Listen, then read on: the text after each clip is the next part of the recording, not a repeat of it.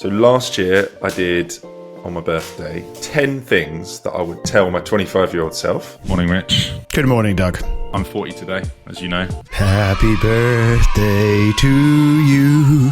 I have got an idea for a very different podcast. 10 things that I would tell...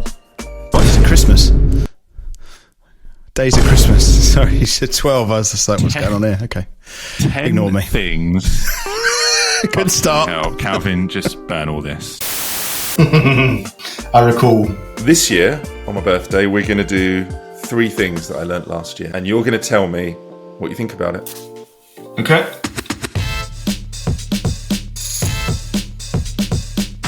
Okay, so this year, what I've started to understand is that I think your success is defined by the stuff that you don't do.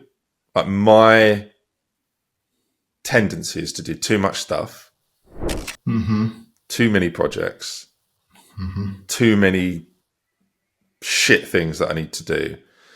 And just not only just diluting bits of quality, but also just not allowing that ridiculous animal focus that's required on one thing to get it done. And a classic example is we launched a sort of side project called Epic Escapes, which was a South Africa travel site. Like, brilliant idea. No one's doing it, loads of traffic, easy to sell. We can go and create a tour, everything about it, great idea. And we got the site up, it looked good. We're talking to vendors about creating it. But I was like, this is taking, 4 hours or 5 hours of my time a week, which just, I've got other things that are not working. I need to put it there, or I need to, like, I said that I would be able to run 5K in 23 minutes, which I think is important this year. I'm trundling around in 25.5. So the question is, in my mind, what is the thing to focus on? And that is actually a fucking hard question. Yeah, I mean, I remember reading a book. My dad bought it for me because I suffer from the similar thing, right? I absolutely do. I mean, I think people who are originators of ideas and are more on that kind of creative side of things, which both of us are, we do definitely struggle to, to maintain focus as a personality thing potentially. But it's also that magpie syndrome that everything looks so shiny, and then you think, okay, I want to go and do that, but you never actually get it. So I understand this. I've seen this pain. There's a great book called The One Thing by Gary Keller. I was just getting the author's name, Gary Keller and Jay Papasan, called The One Thing. That is very micro. So it's very much about days. It can be days, it can be weeks. What's the one thing that you're going to focus on there that is going to move you forward as a person, that's going to move your business forward on that particular day? And it's about those incremental movements, those incremental improvements, that 1% every day kind of theory. Really interesting book to do. I think the challenge that I face, because I can do that, and I do that. I don't do it all the time religiously, but I can do that maybe half of the month where I'm like, right, today, this is what I've got to get out. This is what I've got to get out, and I go and do that. The macro for me can sometimes be quite tricky. So like in regard to what you're talking about this year, last year is a great example. I want to get 0 to 1 moving. 0 to 1 is that early stage validation, MVP builds, right? Bring a guy in to do it because I know I can't focus on it. Bring a guy in to do it.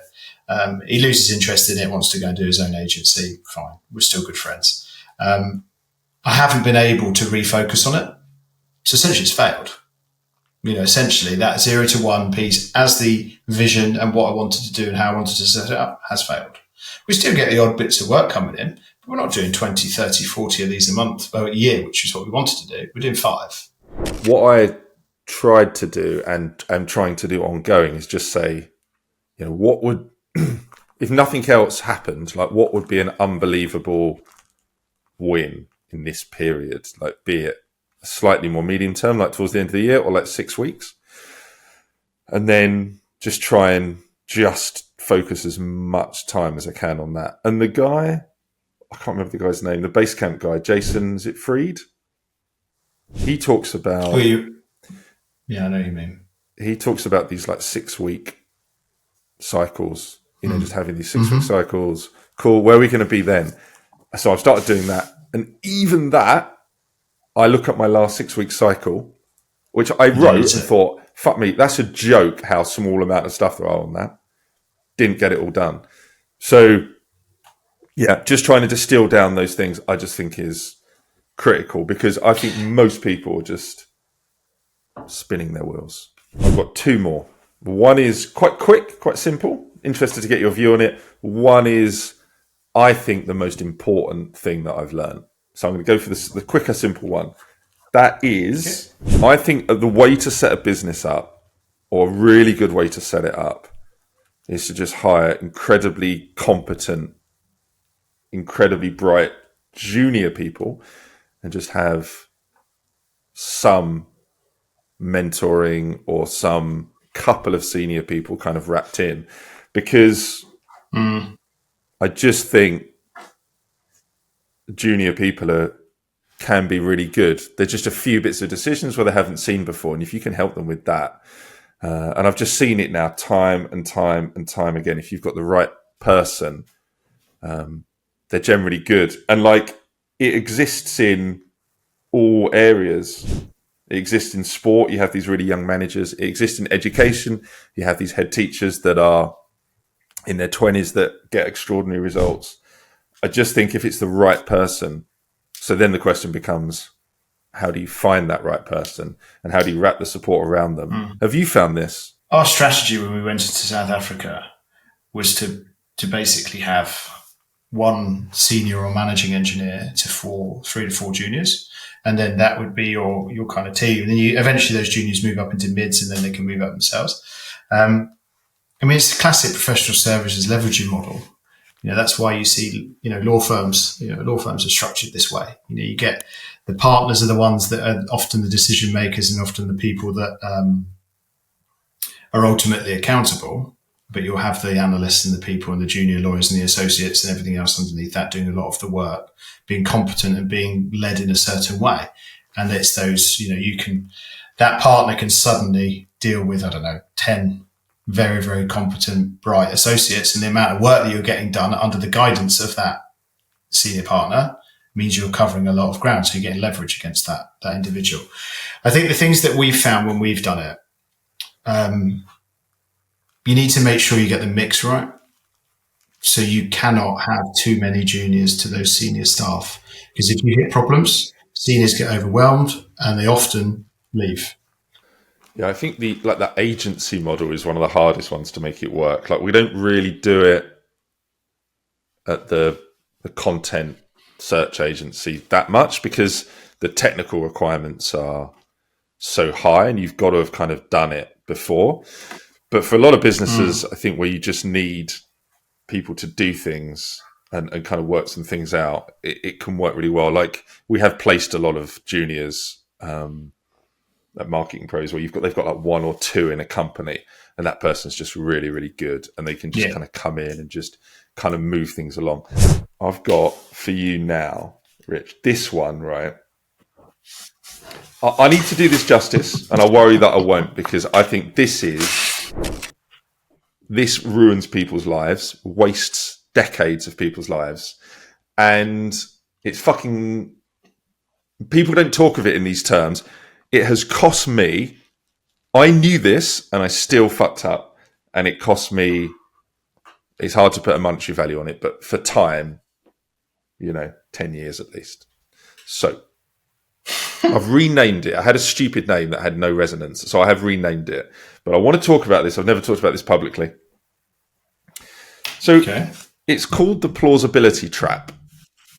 And the Plausibility Trap is just this beautiful fuck up that most people make, and I am very prone to, as is everyone. And the Plausibility Trap is pursuing an idea that seems good and is plausible, but is actually a big, massive fucking hole in the ground. And these are dangerous because the very, very difficult ones are so plausible, but they don't actually make sense. And what most people do is they're prone to this because they can't determine truth from plausibility, and they are prone to this because the very good salespeople can sell themselves on a plausible idea. And even worse, they can fucking sell everyone else on a plausible idea, which means they get investment and then they do that idea and then they just waste so much time. So avoid the plausibility trap. What do you think? I think you need to write a book. I think it's a great title. Yeah, I think you should write a book because it's a lovely title and I think everybody suffers from it. I think this is spoken about. I mean, in my world, this is spoken about as like a, the founder kind of echo chamber. Where you believe so much that your idea is valid and there's purpose, there's meaning, and there's a need for it. And you actually don't go and validate, you don't go and check. It is a lovely, lovely place to sit with an idea, dreaming that this is going to be a fantastic thing that everybody wants. Right? The whole reason validation agencies like Friends at Who's Fabio exist is to basically go and test it and test it and test it before you waste any more time doing this idea, because you don't know if anybody needs it. So is there, in the world that I know, I've seen this being tackled, right? That plausibility is this idea. And there are really proven methods to doing it and great companies and people working on it. I think it's quite interesting at the operational micro level, like you're talking about. We've had an idea, a sub-part of the business. How do we go and execute this? And I think I'd be really interested to see what methods could be used to micro-validate decisions that's rapid. Because I haven't seen that. I really think, Doug, because you can write, I really think you should get this written into like an article and just do it at just different levels where these plausibility traps can impact people. Because like I said, they've been thought of in the macro, but not often in the micro. And I think it's the micro, it's that 1,000 paper cuts job, isn't it?